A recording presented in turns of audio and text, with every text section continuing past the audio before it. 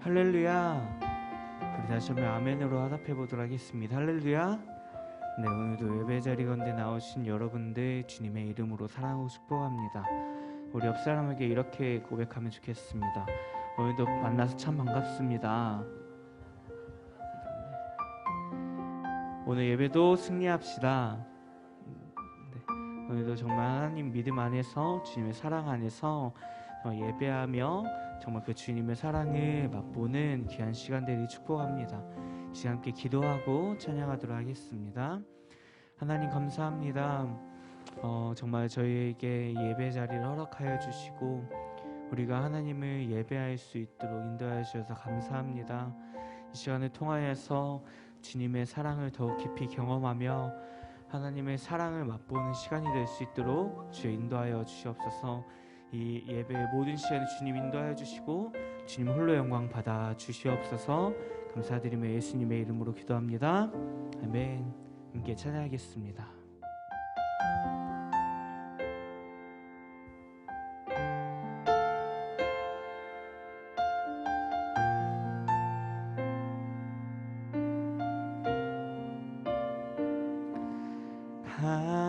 하나님은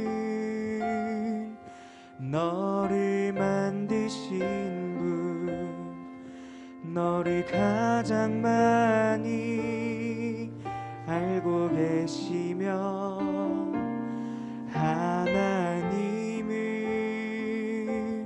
너를 만드신 분, 너를 가장 깊이 이해하신단다. 하나님은 너를 지키시는 분, 너를 절대 포기하지 않으며 하나님은 너를 지키시는 분, 너를 쉬지 않고 지켜보신다.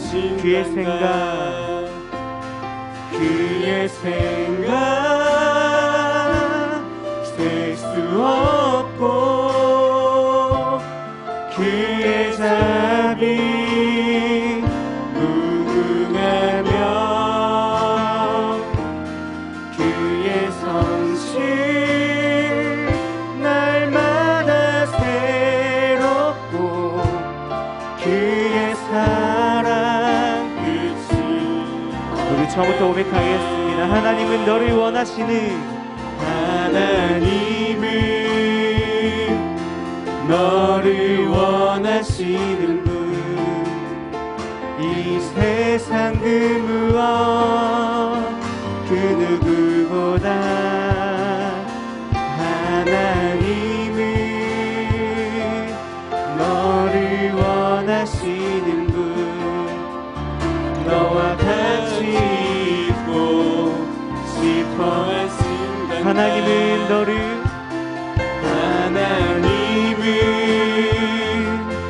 너를 인도하는 분, 광야에서도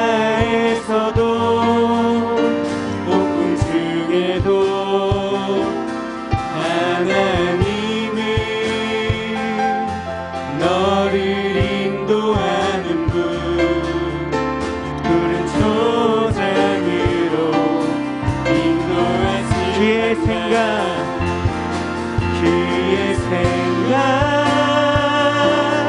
셀 수 없고 그의 자비 무궁하며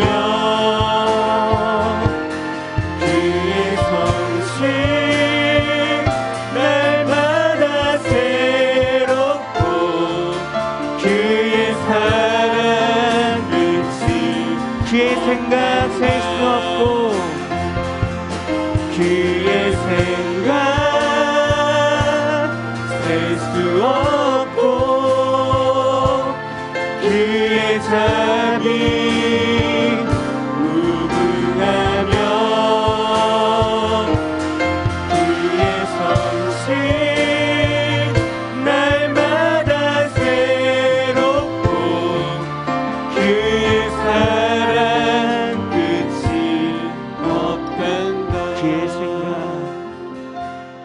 그의 생각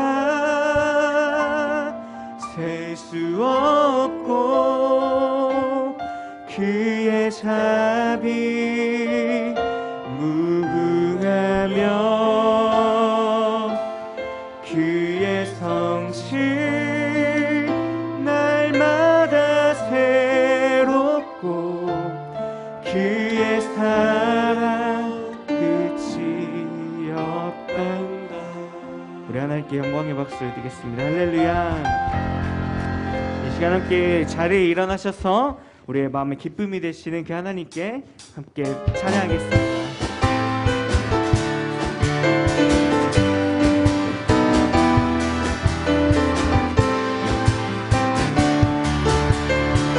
찬양하겠습니다. 오 주여, 오 주여, 나의 마음이 주께로 정해졌으니 나는 주 찬양하리라. 깨어라 나의 영혼아, 비파와 수금 들어라. 이 새벽에 내가 찬양. 우리 한 번 더 고백하겠습니다. 오 주여, 나의 마음이, 오 주여, 나의 마음이 주께로 정해졌으니 나는 주 찬양하리라. 깨어라 나의 영혼아, 비파와 수금 들어라. 이 새벽에 내가 찬양하리라.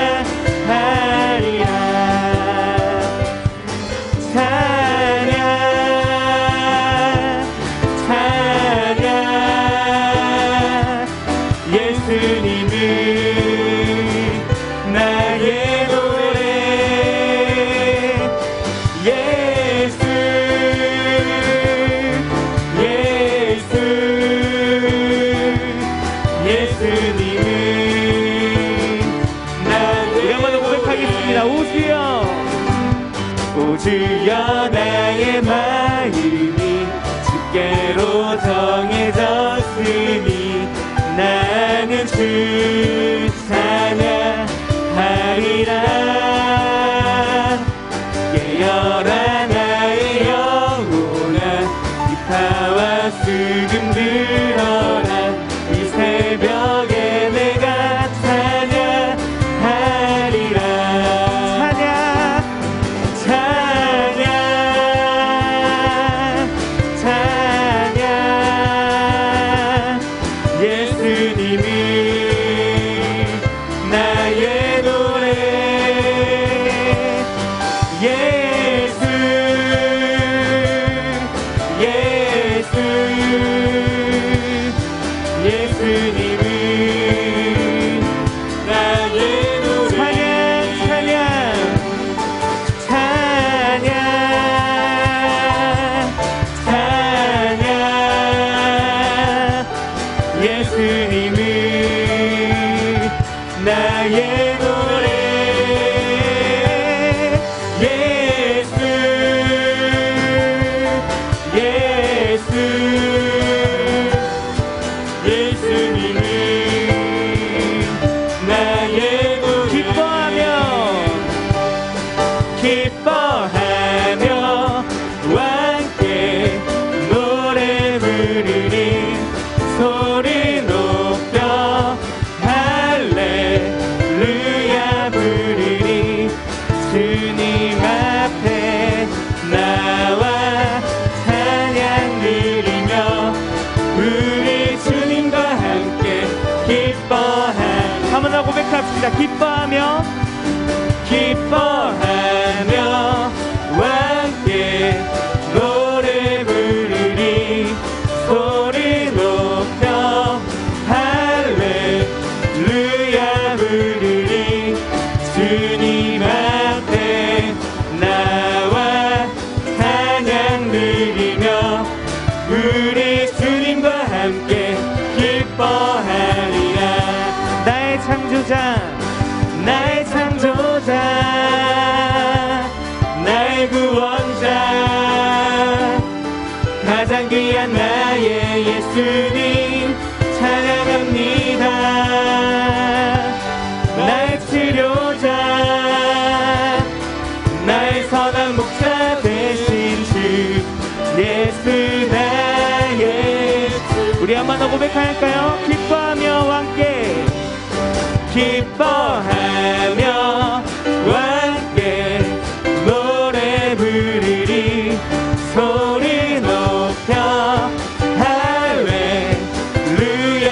부르니 주님 앞에 나와 찬양 드리며 우리 주님과 함께 기뻐하리라. 나의 창조자 나의 창조자 나의 구원자 가장 귀한 나의 예수님 찬양합니다. 나의 치료자 나의 선한 목자 되신 주 예수 나의 주 나의 창조자 나의 창조자 나의 구원자 가장 귀한 나의 예수님 찬양합니다. 나의 치료자 나의 선한 목자 되신 주 예수 나의 주 주님의 영광 주님의 영광 나타나셨네. 권능으로 임하셨네. 죽음에서 날 살리신 주 성령 놀라우신 주 우리 한 번 더 고백합시다. 주님의 영광 주님의 영광 나타나셨네. 권능으로 임하셨네. 죽음에서 날 살리신 주 성령 놀라우신 주 하나님 할렐루야. 주의 나라가 할렐루야 주의 나라가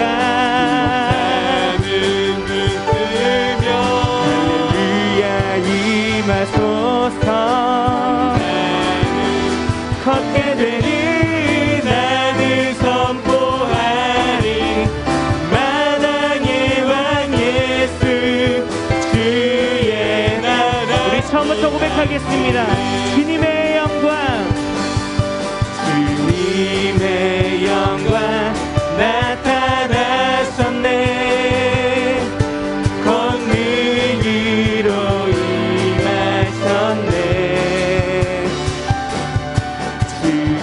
죽음에서 날 살리신 주 성령 놀라우신 주 하나님 할렐루야. 주의 나라가 할렐루야 주의 나라가 할렐루야 임하소서. 걷게 되리 나는 선포하리 만왕의 왕 예수 주의 나라. 우리 마지막으로 고백합시다. 나는 선포하리 나는 선포하리 만왕의 왕 예수 주의 나라 임하시네. 나는 선포하리 만왕의 왕 예수 주의 나라 임하. 한 번 더 고백하겠습니다. 나는 선포하리 나는 선포하리 만왕의 왕 예수 주의 나라 임하시. 우리의 왕 되신 하나님께 영광의 박수를 드립시다. 할렐루야. 주님을 찬양합니다.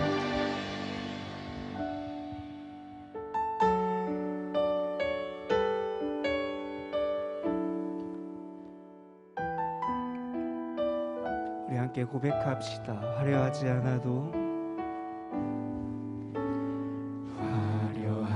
어려워하지 않아도 정결하게 사는 삶, 가진 것이 적어도 감사하며 사는 삶, 내게 주신 작은 힘 나눠주며 사는 삶, 이것이 나의 삶의 행복이라오.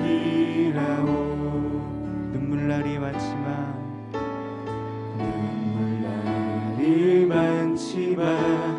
기도할 수 있는 것, 억울한 일 많으나 주를 위해 참는 것, 비록 짧은 작은 삶 주 뜻대로 사는 것, 이것이 나의 삶의 행복이라오. 이것이 행복, 이것이 행복이라오. 세상은 알 수 없는 하나님 선물, 이것이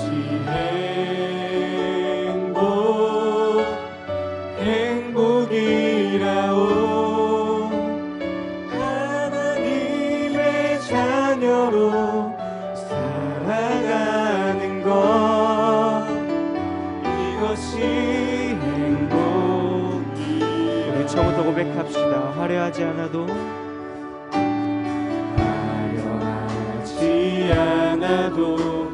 정결하게 사는 삶, 가진 것이 적어도 감사하며 사는 삶, 내게 주신 작은 힘 나눠주며 사는 삶, 이것이 나의 삶의 행복이라고. 눈물날이 많지만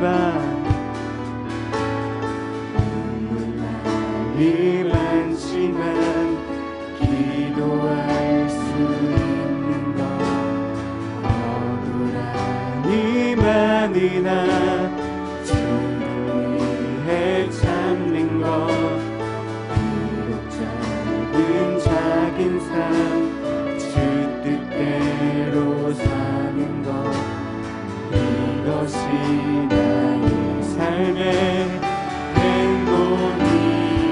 이것이 행복, 이것이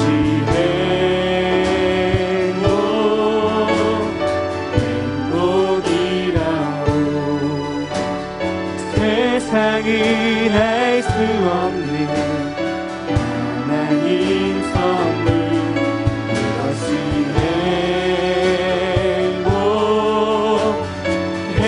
행복이라오.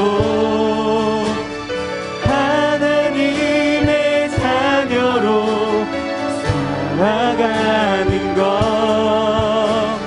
이것이 행복. 우리 한 번 더 고백합시다. 이것이 행복,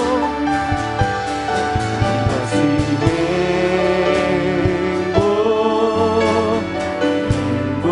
행복이라오. 세상은 알 수 없는 하나님 선물, 이것이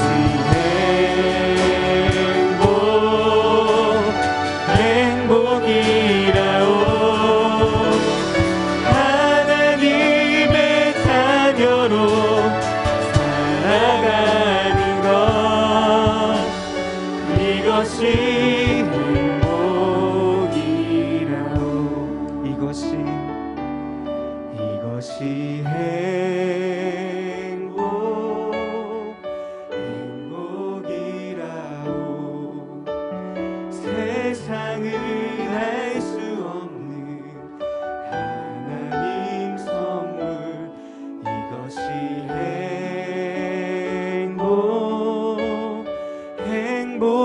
행복이라오. 하나님의 자녀로 살아가는 것, 이것이 행복이 우리 한 번 더 고백합시다. 이것이 행복이라오 세상은 알 수 없는 하나님 선물 이것이 행복이라오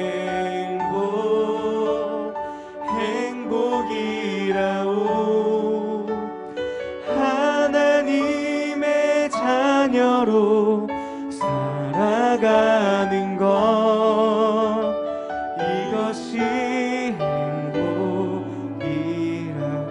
이 시간 함께 기도하겠습니다. 기도할 때 하나님 감사합니다. 정말 하나님의 자녀로서 살아가는 것, 그리고 주님의 왕되심을 인정하며 주님의 백성으로 살아가는 그 행복을 이 시간 오늘 말씀을 통하여 우리가 누릴 수 있도록 주여 인도하여 주시옵소서. 그 주님의 말씀을 듣는 그 행복과 주님 그 말씀을 사모하는 마음으로 그 나아가는 그 행복을 이 시간 누릴 수 있도록 주여 인도하여 주시옵소서. 우리 함께 이렇게 기도하며 나아가도록 하겠습니다. 하나님 감사합니다. 이 시간 그 주의 말씀에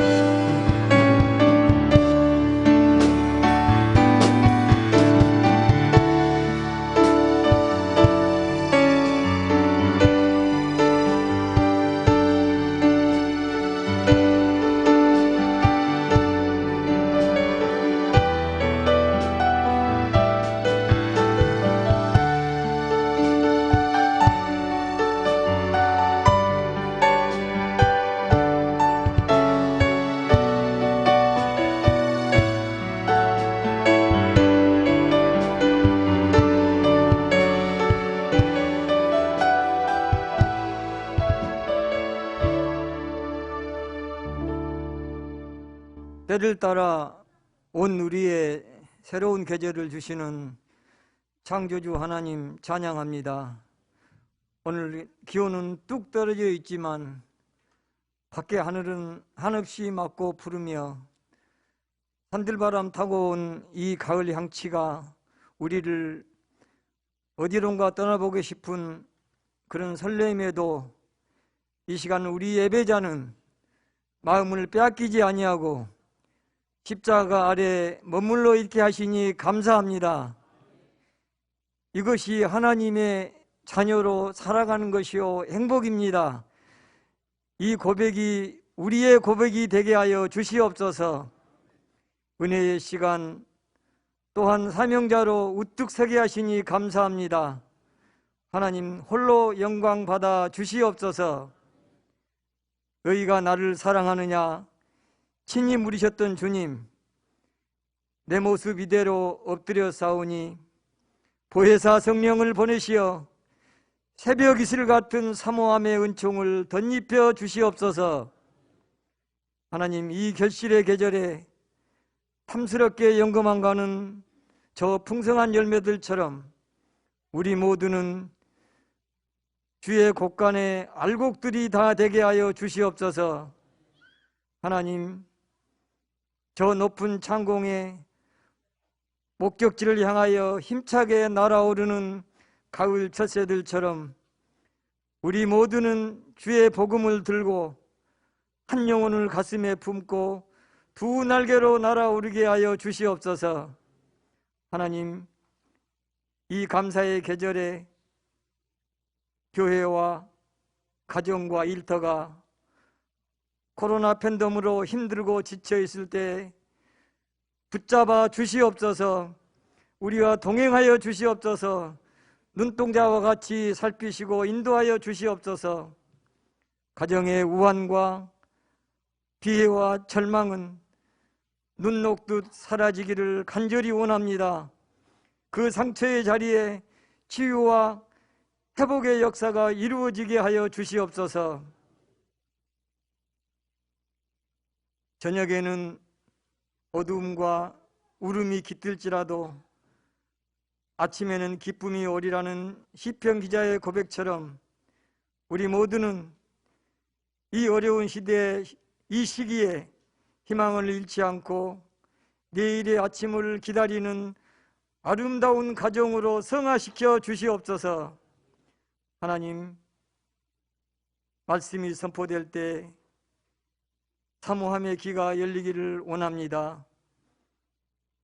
내가 주의 말씀을 얻어먹어 싸우니 주의 말씀은 내게 기쁨이요 내 마음의 즐거움이라 했던 에레미야의 이 고백이 우리의 신앙이 되게 하여 주시옵소서. 예수 그리스도의 영광된 신부로서의 모습을 잃지 않고 살아가는 10월이 되게 하여 주시옵소서. 예수님 이름으로 기도드리옵나이다. 전능하사 천지를 만드신 하나님 아버지를 내가 믿사오며 그의 아들 우리 주 예수 그리스도를 믿사오니 이는 성령으로 잉태하사 동령녀 마리아에게 나시고 본디오 빌라도에게 고난을 받으사 십자가에 못 박혀 죽으시고 장사한 지 사흘 만에 죽은 자 가운데서 다시 살아나시며 하늘에 오르사 전능하신 하나편에 앉아 계시다가 저리로서 산 자와 죽은 자를 심판하러 오시리라. 성령을 믿사오며 거룩한 공회와 성도가 서로 교통하는 것과 죄를 사하여 주시는 것과 몸이 다시 사는 것과 영원히 사는 것을 믿사옵나이다. 아멘.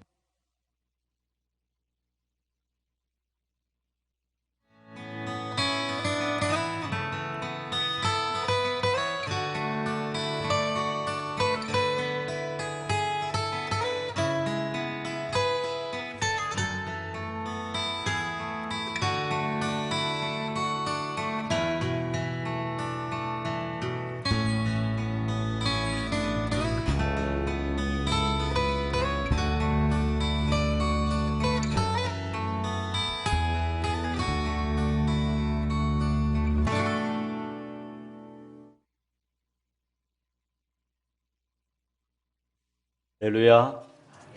주의 이름으로 사랑하고 축복합니다. 우리 사람들이 칭찬을 들으면 기분이 좋습니다. 이 시간 우리 옆 사람에게 이렇게 칭찬합니다. 멋지십니다. 예쁘십니다. 다시 한번 멋지십니다. 예쁘십니다. 또 한마디 잘 어울리십니다.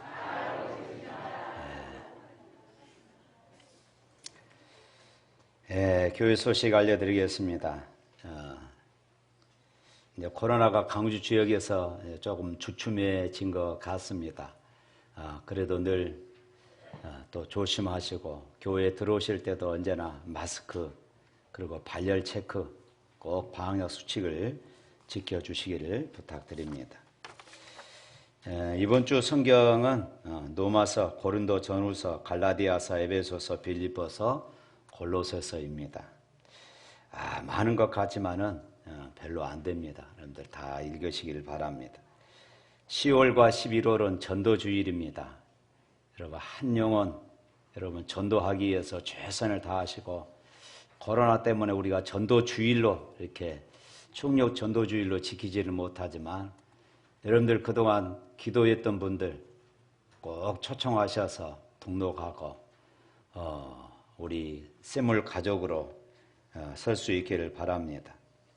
11월 1일부터 21일까지 저녁 8시부터 10시까지 다니엘 기도회가 있습니다. 우리 작년에 처음 시도해 봤었는데 아주 좋았습니다. 여러분들 많이 지금부터 기도하시고 저녁 시간이니까 많이 동참해 주셔서 은혜의 시간 될 수 있기를 바랍니다.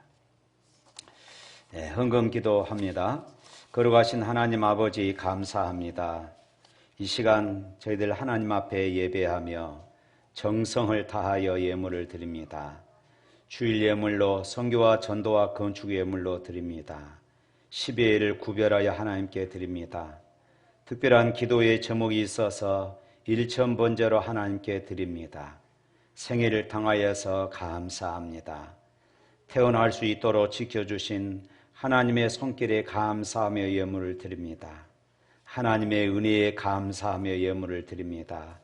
하나님 드려지는 모든 예물들 하나님이 이미 받으신 줄로 믿습니다. 하나님 늘 우리 안에는 감사가 넘치고 우리의 입술에는 찬송이 넘치는 그런 삶이 되게 하시고 말로 행동으로 살아계신 하나님, 은혜 주신 하나님을 늘 자랑하며 살아가게 하여 주옵소서. 예수 이름으로 기도합니다. 아멘. 성경 말씀 보겠습니다. 성경은 사도행전 28장입니다.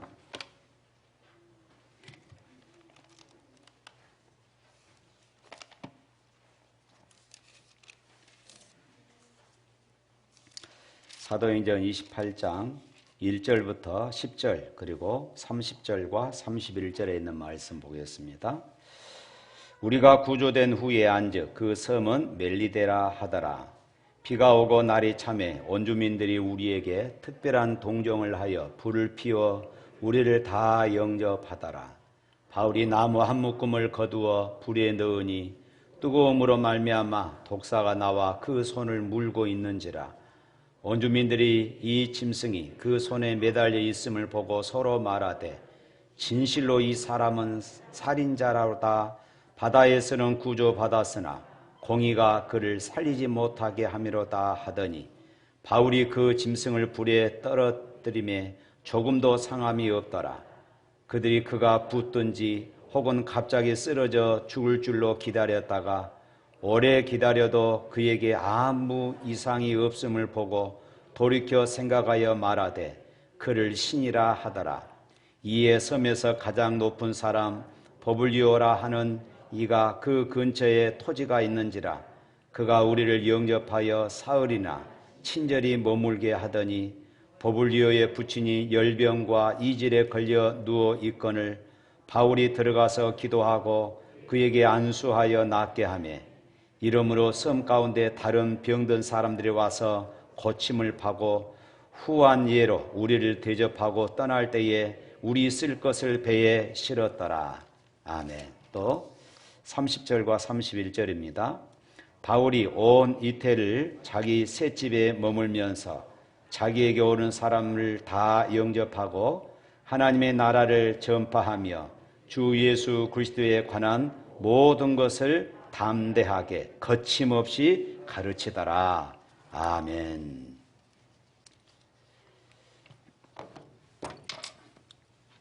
예, 사도행전 이제 마지막 시간이 되겠습니다. 금년 연초부터 시작해서 10개월이 딱 되었습니다. 부활하신 예수님께서 하늘로 승천하시기 전에 이렇게 말씀하셨습니다. 사도행전 1장 8절에 보면은 오직 성령이 너희에게 임하시면 너희가 예루살렘과 온 유대와 사마리아와 땅끝까지 이르러 나의 증인이 되라. 이 말씀을 하셨습니다. 예수님은 이 복음이 예루살렘에서 시작하여서 땅끝까지 전해지는 것을 원하셨고 그것을 사도들에게 부탁을 하셨습니다. 실제로 사도행전은 예수님의 말씀이 어떻게 성취되어 가고 있는가 하는 것을 보여주는 그런 말씀입니다. 1장부터 사도행전 1장부터 7장까지는 예루살렘에서 하나님의 복음이 증거되는 것을 말씀하고 그리고 이제 8장부터 12장까지는 온 유대와 사마리아 지역에 그리고 13장부터 오늘 28장에 이르기까지는 땅끝까지 복음이 어떻게 증거되어지고 있는가 하는 것들을 기록하고 있습니다. 특별히 13장부터 바울의 선교 여행이 기록되어 있습니다. 바울은 3번에 걸쳐서 선교 여행을 통해 아시아를 넘어서 유럽에까지 하나님의 복음을 증거했던 것입니다. 바울은 자신이 받은 사명에 대해서 사도행전 13장 47절 말씀에 이렇게 고백합니다. 우리 다 같이 한번 읽어볼까요? 주께서 이같이 우리에게 명하시되 내가 너를 이방의 빛으로 삼아 너로 땅끝까지 구원하게 하리라. 할렐루야. 그렇습니다. 하나님은 바울을 통하여서 땅끝까지 주의 복음을 증거하는 이방인의 사도로 그렇게 부르셨다 말씀하십니다. 바울은 하나님의 자신을 이방의 빛으로 삼으셨고 자신으로 하여금 땅끝까지 복음을 전하게 하셨다고 말씀합니다. 사도행전에서의 땅끝은 노마입니다. 지도상 노마가 땅끝은 아니었지만은 당시에 이 노마가 세계의 중심지였기 때문에 세계를 통하는 모든 그 길이 바로 이 노마에서 시작이 되었던 것입니다. 그래서 바울은 노마에 가서 복음을 전하려고 했습니다. 그래서 에베소서에 보면은 그가 에베소서에 있을 때에 사도행전 19장 21절 말씀에 보면은 후에 노마도 보아야 하리라 하면서 자신의 계획을 그렇게 밝혔습니다. 노마에 있는 성도들에게 보낸 편지인 노마서 1장 10절에서는 이렇게 말합니다. 어떻게 하든지 이제 하나님의 뜻 안에서 너희에게로 나아갈 좋은 길을 얻기를 구하노라 이렇게 말씀합니다. 또 나는 할 수 있는 대로 노마에 있는 너희에게도 복음 전하기를 원하노라. 바울이 지금 노마에 가려고 한 것은 복음을 전하고자 하는 그런 열정이 간절했기 때문이었습니다. 땅끝까지 가서 증인이 되라고 하신 그 말씀에 순종하기 위해서 그는 노마에 가고자 했던 것입니다. 드디어 바울이 노마에 가게 되었습니다. 그러나 우리가 그동안 살펴봤던 것처럼 바울이 노마로 가는 길은 그렇게 평탄하지가 않았습니다. 그동안 살펴본 대로 바울은 2년 동안 가이사라 감옥에 갇혀 있으면서 3번의 재판을 받게 되어집니다. 그리고 드디어 이제 노마로 가는가 싶었더니 우리 지난주 27장에서 보았던 것처럼 유라굴로라고 하는 큰 광풍을 만나서 14일 동안 어디인지도 모르고 14일 동안 바다에서 죽을 고생을 하다가 겨우겨우 어느 섬에 들리게 되었는데 그곳이 바로 이 멜리데 섬이었습니다. 지도 한번 띄워주세요. 이 멜리데 섬은 오늘날에 많은 사람들이 관광지로 꼭 가고 싶은 그런 섬으로 유명한 이 몰타 지역입니다. 여러분들 화면에 좌측에 지금 글이 써져 있지요. 네모 박스 안에 있는 바로 저 섬이 깁니다. 이 멜리데 섬에 도착하게 되는 그런 기적과 같은 이런 일들이 일어났습니다. 멜리데 섬의 이 원주민들은 이제 지도 내려주세요. 멜리데 섬의 원주민들은 276명이라는 사람들이 한꺼번에 조난당해서 들어오는 데다가 거기에는 노마 군인들도 있었고 또 죄수들도 있었으니 그들도 처음에는 아주 난감했을 것입니다. 그러나 오늘 성경에 보면은 이 원주민들은 최선을 다해서 이 사람들을 잘 보살펴 주었던 것입니다. 당시 원주민들은 종교적으로 미신적인 면이 있고 사고 방식은 매우 단순했습니다. 그래서 바울이 독사에게 물린 것을 보고 야, 바울이 정의의 심판을 받는구나. 배에서는 어떻게 그 생명이 구조되었을지라도 신이 바울에게 진노해서 결국 독사에 물려서 죽게 되는가 싶다. 이렇게 생각을 했던 것입니다. 그런데 오랫동안 아무 이상이 없자 생각을 바꾸어서 바울은 신이다. 이렇게 인정하게 된 것입니다. 이렇게 말했어요. 그리고 바울은 그곳에 아주 고위직에 있는 그런 버블리오에 붙인 그 부친이 열병과 이질에 걸렸는데 그를 기도하고 안수함으로 고쳐주고 이 소문이 그 섬에 퍼져서 그 섬에서 아픈 사람들이 바울에게 나와서 다 치료받는 이런 고침을 받는 이런 일들이 일어났습니다. 여기에서 우리는 이런 생각을 해볼 수 있습니다. 왜 하나님께서 이렇게 하셨을까? 그저 하나님께서 바울을 노마로 빨리 데리고 가서 노마에서 세계의 중심지였던 노마에서 복음을 증거해서 땅끝까지 노마에서부터 각 지역으로 하나님의 복음이 증거되게 했으면 얼마나 좋았을까? 그런데 왜 하나님은 이런 고난들, 이런 고생들을 주셔서 이 일을 복잡하게 하셨을까 하는 것을 우리가 생각해 볼 수 있습니다. 우리는 여기서 고난을 주시기도 하고 때로는 기적을 주시기도 하시는 그 하나님의 섭리를 알아야 합니다. 왜 고난을 주시고 또 왜 하나님은 기적을 주시는지 이것을 우리가 알아야 한다는 것입니다. 그래서 우리로 하여금 고난당할 때, 이적을 볼 때에 어떻게 해야 하는지를 우리에게 깨닫게 해 주십니다. 바울이 로마에 가서 복음을 전했을 때에 이미 그곳에 있던 그리스도인들로부터 따뜻한 대접을 받게 됩니다. 또한 16절 말씀에 보면은 이해할 수 없는 자유를 누려요. 16절 말씀 한번 읽어볼까요? 28장 16절. 우리가 로마에 들어가니 바울에게는 자기를 지키는 한 군인과 함께 따로 있게 허락하더라. 바울은 감옥에 들어가지 않고 군인 한 사람과 함께 따로 지내도록 허락을 받았습니다. 쉽게 말하면은 가택연금을 당한 것입니다. 그래서 완전히 자유인처럼 삽니다. 그래서 23절 말씀 또 한번 읽어봅니다. 23절에 있는 말씀 시작. 그들이 날짜를 정하고 그가 유숙하는 집에 많이 오니 바울이 아침부터 저녁까지 강론하여 하나님의 나라를 증거하고 모세의 율법과 선지자의 말을 가지고 예수에 대하여 권하더라. 여기 말씀에 보면은 그는 아주 자유인으로서 마음껏 하나님의 복음을 그가 전했습니다. 사도 바울의 집에 사람들이 마음껏 찾아올 수도 있었고 그들에게 마음껏 복음을 전할 수도 있었다는 것입니다. 어떻게 이런 일이 가능했습니까?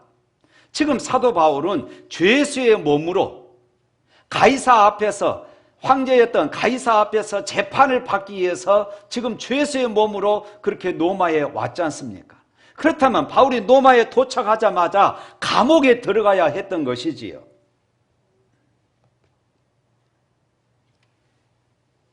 그런데 바울이 이런 로마에 도착하자마자 이런 대접을 받을 수 있었던 것은 바울이 하나님의 사람이라는 그런 증인들이 무려 지난번에 276명이었죠. 이제 바울을 빼고 나니까 275명이나 되었습니다. 이 사람들이 함께 로마로 들어갔습니다. 폭풍 가운데서도 하나님의 사람을 통해서 구원의 역사를 보았던 275명이 한결같이 자기들의 입으로 하나님의 역사, 예수 그리스도의 복음을 증거하지 않았겠습니까? 누가 말하랴 말라 했겠습니까? 자기들이 그동안 바다에서 겪었고 그리고 멜리데 섬에서 경험했던 이 사건들을 이야기하고 얼마나 이야기하고 싶었겠습니까? 사도 바울, 이 사람은 보통 사람이 아니다. 정말로 하나님은 살아계시고 이 사람은 하나님의 사람이었다고 만나는 사람들에게 자랑하고 간증을 했을 것입니다. 그리고 바울이 전하는 이 복음을 그들 또한 전하고 있었을 것이에요. 14일 동안 풍랑을 만나서 죽을 둥 살 둥 거의 죽을 뻔한 그런 위기 속에서 하나님은 바울을 통하여서 어떻게 역사하였는지 275명이라는 사람들이 로마의 곳곳에 돌아다니면서 간증했던 것입니다. 그러니 사도 바울에 대한 대접이 달라졌다는 것이지요. 다른 사람들도 사도 바울에 대한 그런 눈초리가 달라졌습니다. 사도 바울이 죄인 취급을 받지 않고 대접을 받을 수 있었던 그런 비밀이 바로 여기에 있었던 것입니다. 하나님의 섭리가 참으로 놀라웠던 것이지. 하나님께서 로마에 도착하기 이전에 바울 일행에게 왜 그렇게 극심한 고난과 시련을 주셨는지 알 수 있는 내용입니다. 사랑하는 성도 여러분, 하나님은 하나님의 자녀들에게 왜 고난을 허락하실까요? 하나님의 말씀은 그것을 통하여 더욱더 유익을 주기 위함임을 믿으시기를 바랍니다. 로마서 8장 28절 우리가 좋아하는 말씀이죠. 함께 읽어볼까요?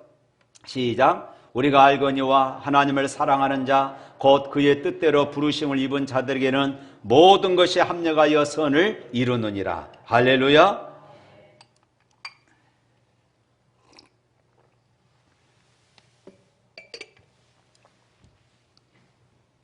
모든 것이 합력하여 선을 이룬다. 무슨 유익입니까? 예수 그리스도가 증거되게 하는 것이었습니다. 살아계신 하나님을 드러내고자 하신 것이었습니다. 고난을 통하여서 예수님이 증거되는 유익을 이룬다는 것입니다. 할렐루야!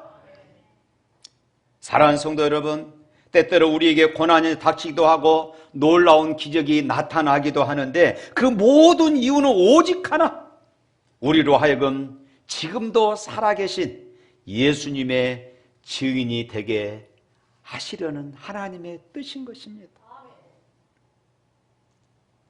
그 일을 통하여 우리 주위에 있는 사람들에게 하나님은 진짜로 살아계시는구나, 예수님 십자가 복음이구나 하는 것을 증거하게 하려고 하신 것입니다. 믿으시기를 축복합니다.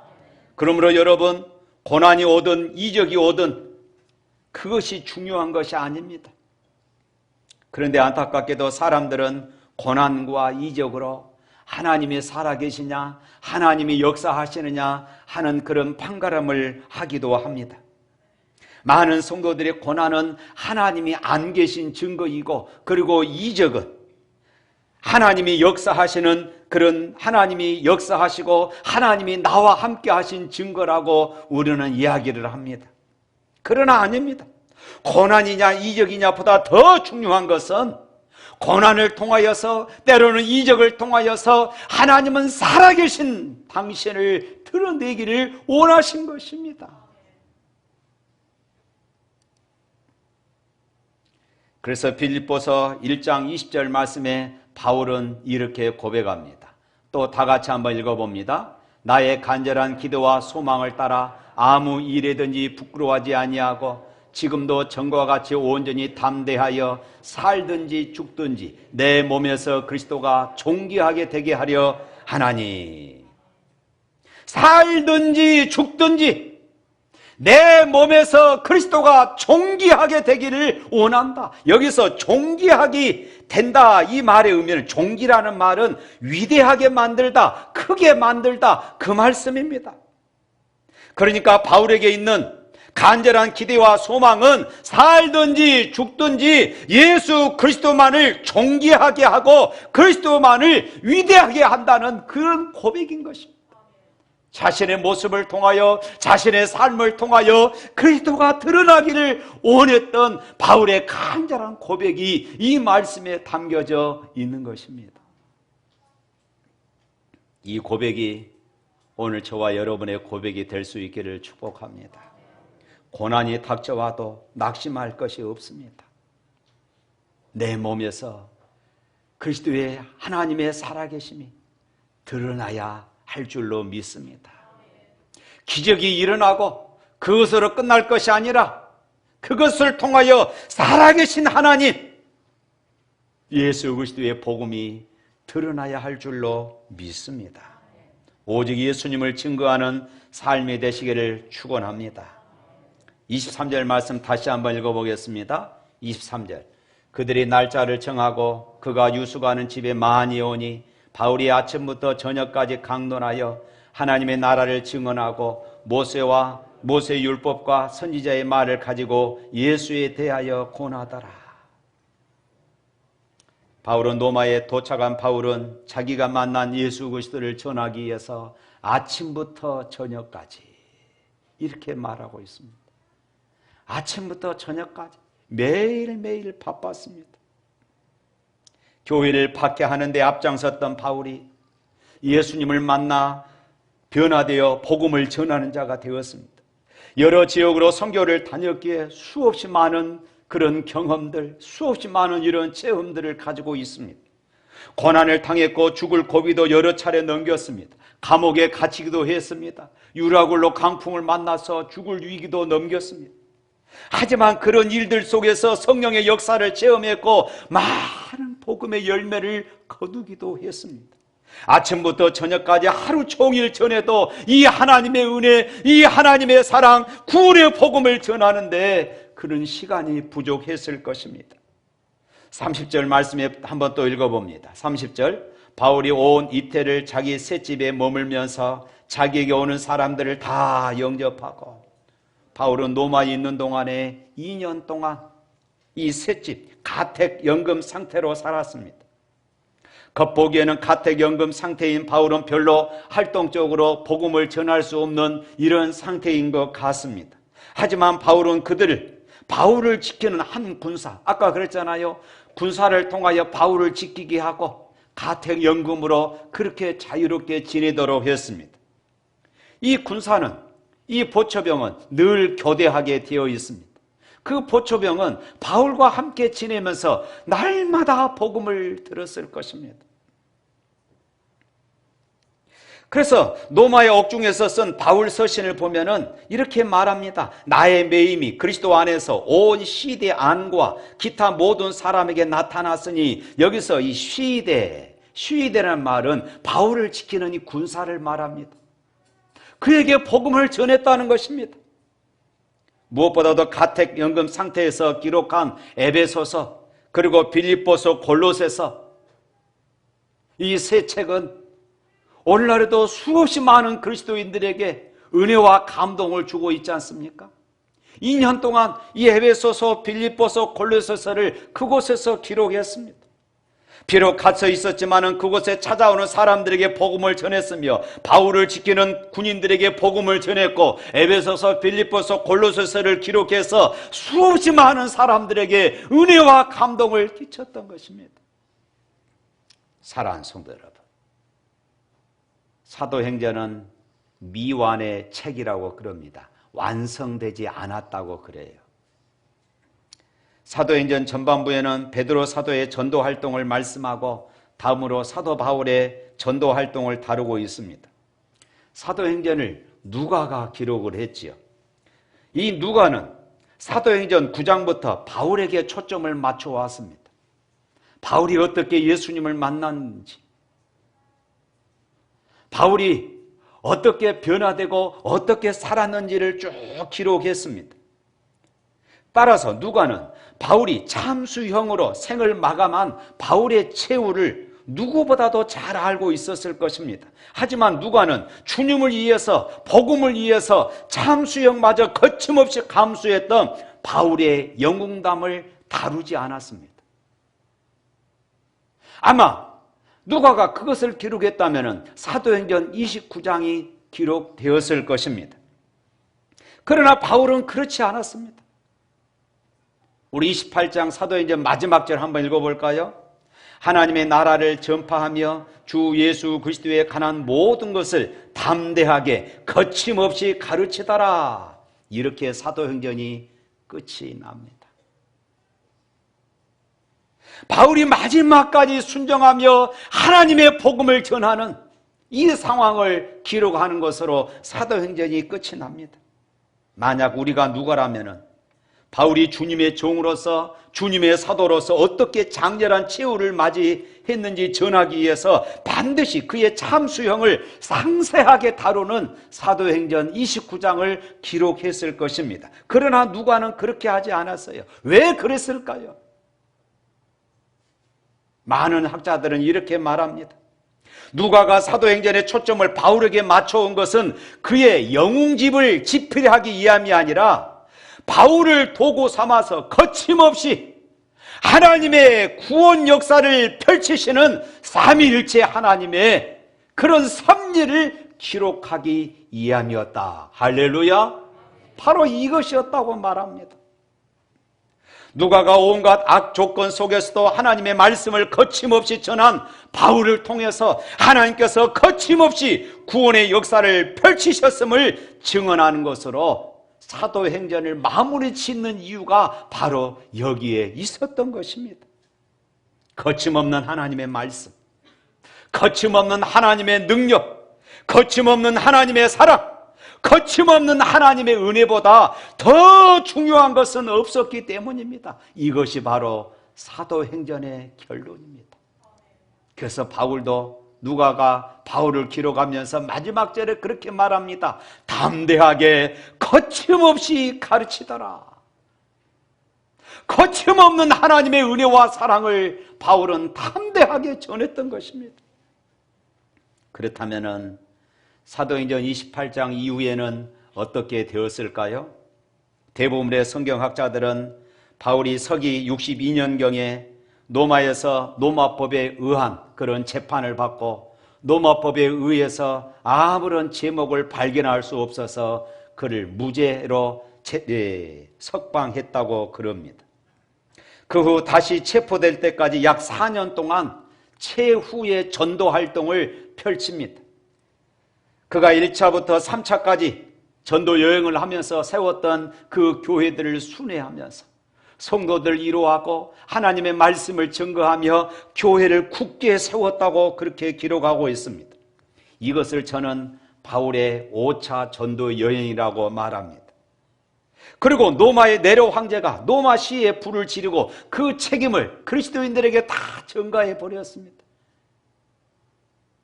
그리고 그리스도인들을 핍박하기 시작합니다. 그리스도인들을 잡아다가 온영극장에서 짐승의 밥이 되기도 했습니다. 산채로 나무에 묶어서 거기에 기름을 뿌리고 그리스도인들을 그렇게 화형시키기도 했습니다. 수없이 많은 그리스도인들이 참혹한 핍박 가운데 그렇게 죽어갔습니다. 이때 다시 체포되어져서 67년에 순교한 것으로 그렇게 역사가들은 보고 있습니다. 사랑하는 성도 여러분, 인생이란 도대체 무엇일까요? 저는 인생을 이렇게 정의하고 싶습니다. 인생은 하나님의 뜻을 이루기 위한 삶의 길이다. 따라서 합시다. 인생은 하나님의 뜻을 이루기 위한 삶의 길이다. 그렇다면 마지막 인생의 평가는 내가 얼마나 오래 살았느냐, 이 땅에서 내가 얼마나 성공했느냐, 이것이 아닙니다. 어떻게 하나님의 뜻을 이루는 일에 보람찬 시간들을 보냈느냐, 가장 중요한 인생의 평가의 기준은 바로 이것입니다. 저는 오늘 설교의 제목을 사도행전 29장의 비전이다 이렇게 정했습니다. 왜일까요? 사도행전은 28장으로 끝이 났습니다. 그러나 사도행전은 28장에서 끝이 나지만은 오늘 여러분과 저를 통하여서 우리 가정에서 우리의 모든 일터에서 이제 사도행전 29장을 기록할 책임이 있다는 것입니다. 그동안 수없이 많은 믿음의 선조들이 사도행전 29장을 써내려왔고 그것 때문에 오늘 저와 여러분들이 이 자리에 있는 줄로 믿습니다. 이제는 우리들 차례입니다. 우리는 우리들의 사도행전 29장을 위해서 이제 다시 우리의 주인 되신 그분의 뜻이 나를 통하여서 이루어지도록 나의 인생을 그분에게 후회 없이 헌신해야 할 줄로 믿습니다. 사랑하는 성도 여러분, 이제 사도행전을 마무리 지으면서 우리가 사도행전 29장을 써 내려갈 때 어떤 기록을 남길 것인가, 이것이 우리에게 문제입니다. 끝나지 않을 하나님의 이야기가 우리를 통하여서 전해져야 합니다. 내 생이 끝나는 그 순간까지 하나님의 복음이, 하나님의 사랑이, 하나님의 은혜가 끊임없이 나를 통하여 드러나야 합니다. 우리는 하나님 나라의 증인입니다. 믿으시기를 바랍니다. 그러므로 우리의 말이 하나님의 나라의 증언입니다. 우리의 삶이 하나님 나라의 증거가 되어야 할 줄로 믿습니다. 어떻게 합니까? 여러분들의 가정에서, 여러분들의 직장에서, 여러분들의 삶의 현장에서 말과 행동으로 예수 그리스도를 드러내야 할 줄로 믿습니다.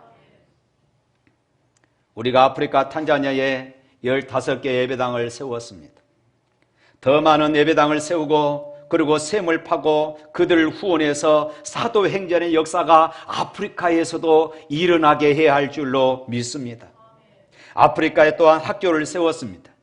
현재 유치원과 1학년부터 4학년까지 학생들이 지금 공부하고 있습니다.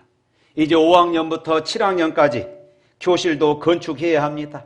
이것을 통하여서 아프리카를 변화시킬 크리스찬 인재들을 양성해야 할 그런 비전들을 우리가 꿈꾸고 있습니다. 그리고 그들을 통하여서 이제 사도행전 29장의 비전이 일어날 것을 우리는 믿습니다. 이것을 위해서 기도해 주시기를 바랍니다. 사랑하는 성도 여러분, 부활하신 예수님께서 하늘로 승천하시기 전에 이렇게 말씀하셨습니다.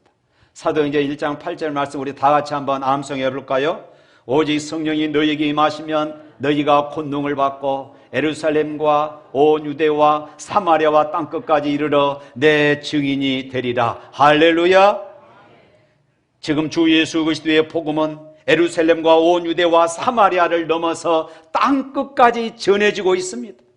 복음을 대적하는 세력도 그리스도인들을 핍박하여 죽이는 권세자들도 복음의 앞길을 막을 수가 없는 것이에요. 그것을 기독교 2000년의 역사가 증거하고 있는 사실입니다. 복음의 역사는 하나님이 바울과 같은 신실한 일꾼을 통하여서 오늘날에도 여전히 이루어집니다. 주님께서 다시 이 땅에 오실 때까지 교회를 통하여서 복음은 여전히 전파되어야 합니다. 이를 위해서 우리는 더 훈련되어야 하고 더 준비되어서 영원 구원에 힘써야 할 줄로 믿습니다. 사랑하는 성도 여러분, 하나님의 구원의 능력인 복음이 전파되는 곳에 놀라운 하나님의 역사가 일어나게 될 줄로 믿습니다. 오늘 저와 여러분은 하나님의 이 귀한 역사에 초청받았음을 믿으시기를 축원합니다. 그리고 예수님께서 각자에게 주신 사명에 순종하여 하나님 아버지의 즐거움에 참여하는 복된 하나님의 사람들이 되시기를 주님의 이름으로 축복합니다. 오늘 말씀을 생각하면서 우리 찬양 부르도록 하겠습니다.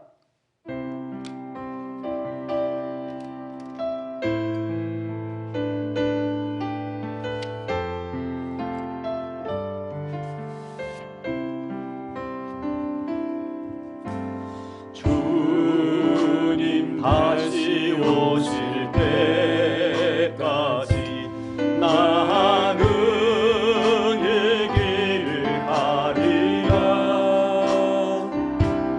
좁은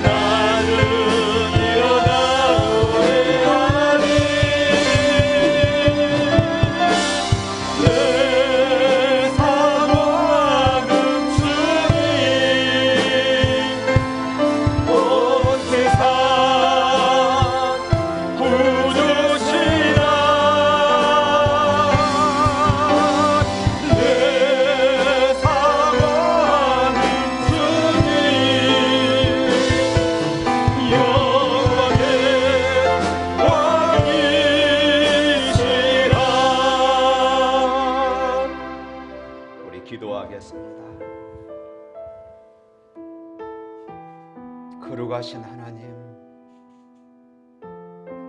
죄와 허물로 하나님의 진노 가운데 마땅히 멸망해야 할 저희들, 예수 그리스도의 십자가의 은혜를 알게 하여 주시고 예수 그리스도의 십자가의 그 은혜를 믿게 하시며 예수 그리스도의 십자가의 그 사랑 안에 살게 하시니 감사합니다. 하나님, 이제는 사도행전을 우리가 마무리 지으면서 사도행전 29장의 비전을 우리의 가슴에 품습니다. 하나님, 주님 다시 오시는 그날까지 우리가 이 길을 포기하지 않게 하여 주시고, 때로는 그 길이 좁은 문이고 좁은 길이라 할지라도 하나님은 우리 각자에게 주신 우리의 십자가를 짊어지고 나아가는 우리가 되게 하여 주시옵소서. 우리의 가는 그 길 끝에서 우리 주님이 우리를 맞이해 주실 것을 믿습니다. 그 영광을 소망하며 이 복음의 길, 구원의 길을, 사도행전 29장의 비전을 이루는 이 길을 걸어가는 우리 모두가 되게 하여 주옵소서. 연약합니다. 부족합니다. 우리는 할 수 없습니다. 성령께서 힘을 주시고 우리가 낙심하고 넘어질 때에 바울에게 그러하셨던 것처럼 말씀으로 힘을 주시고 위로해 주셔서 다시 일어나 이 비전을 이루는 삶이 되게 하여 주시옵소서. 예수 이름으로 기도합니다. 아멘. 주 예수 그리스도의 은혜와 하나님 아버지의 무한하신 사랑과 성령님의 감동하시고 교통하신 역사가 사도행전 29장의 비전을 가슴에 품고 주님이 나를 맞이하는 그 순간까지 이 길을 걸어가기를 소망하는 주의 백성들 머리 위에 영원토록 함께 있을지어다. 아멘.